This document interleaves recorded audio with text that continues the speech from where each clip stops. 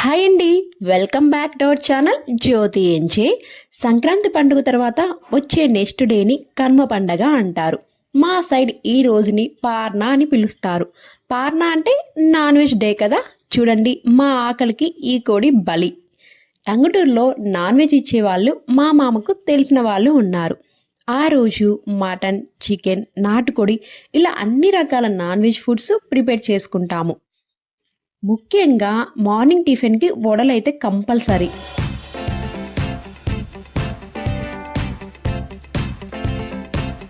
వడల పిండి నేను, మా అత్త కలిపి రుబ్బామండి. చూడటానికి ఈ రోలు చాలా పెద్దగా ఉంది. రోట్లో వేసి తిప్పే రాయి కూడా చాలా బరువుగా ఉంది. ప్రజెంటు ఇంత పెద్ద రోళ్ళు ఊరు మొత్తంలో మూడో నాలుగో ఉన్నాయి. ఇప్పుడు అందరం గ్రైండర్లు వాడుతున్నాం కదా. ఇలా వడల పిండి చేసుకొని తిన్నామంటే వడలు కూడా చాలా టేస్టీగా ఉంటాయి. కాస్త తెల్లవారేసరికి ముగ్గులు. పిల్లలందరూ మేము రంగులు వేస్తామని అందరూ రంగులు వేయడానికి వచ్చారు. ఇక మా బుడ్డోడు ఊరుకుంటాడా, వాడు కూడా రంగులు వేయడానికి వచ్చాడు.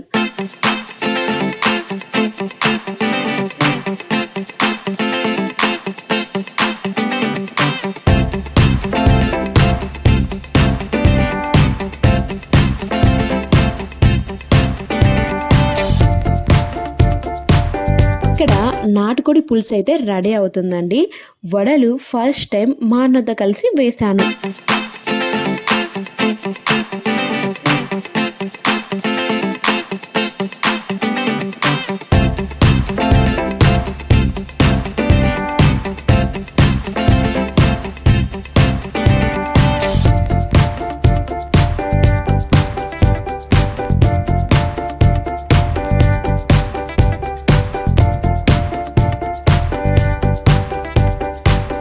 వడలు తయారయ్యాక నాటుకోడి పులుసు, వడల కాంబినేషన్ అసలు చెప్పనవసరం లేదు కదా. ఇంకా చికెన్ కూడా చేసుకున్నాము. మార్నింగ్ అందరం కలిసి కుమ్మేశామండి. టేస్ట్ అయితే చాలా బాగా వచ్చింది.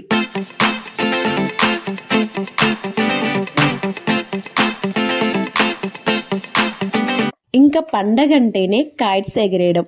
మా చిన్నోడు కైట్ అయితే ఎగరేస్తున్నాడు. ఇంకా తిన్నారు కదా, తిన్నది అరగాలి కదా. మా శ్రీవారు వచ్చిన అందరి పిల్లలు కలిసి కబడ్డీ, కళ్ళకు గంతలు కట్టుకొని ఆడే ఆట ఇలా కాసేపు సరదాగా ఆడుకున్నారు.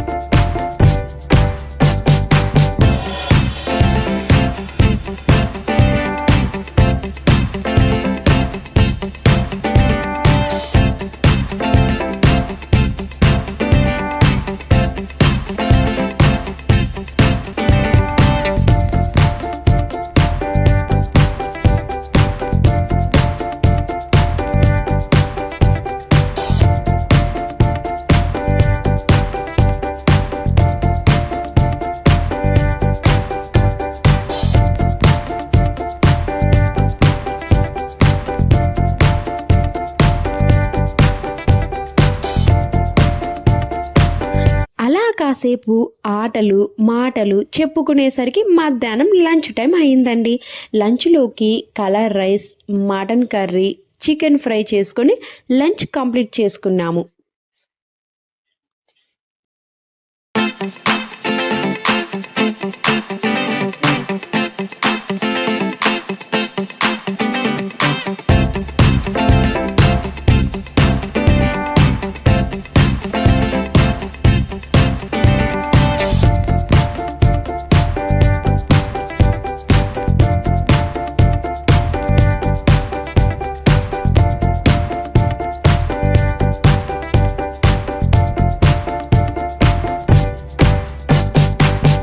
ఇక్కడ మా అన్నకు పెరగన్నం ఎక్కువైంది. మమ్మల్ని అందరినీ పిలిచాడు తినడానికి, కానీ మేమెవ్వరం వెళ్ళలేదు. కానీ మా సన్ అయితే బుక్ అయిపోయింది. ఆఫ్టర్నూన్ 2:30 నుండి అందరం రెడీ అయ్యి మెరవనికైతే బయలుదేరాం.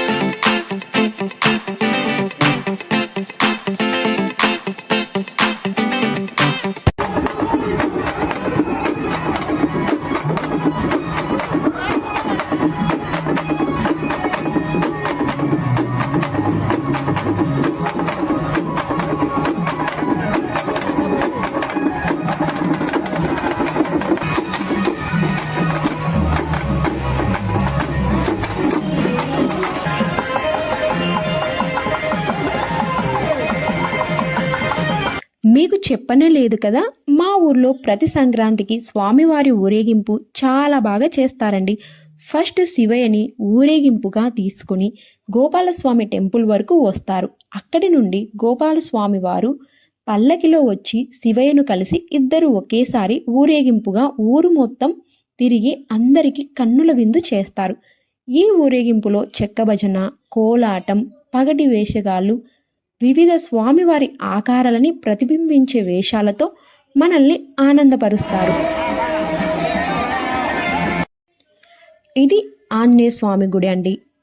ఇక్కడ గుడి చాలా ప్రశాంతంగా ఉంటుంది. అందుకే మొత్తం మెరవని అయిన తర్వాత అందరం వచ్చి గుడిలో 1 గంట సేపు కూర్చొని ఇంటికి వెళ్ళాము.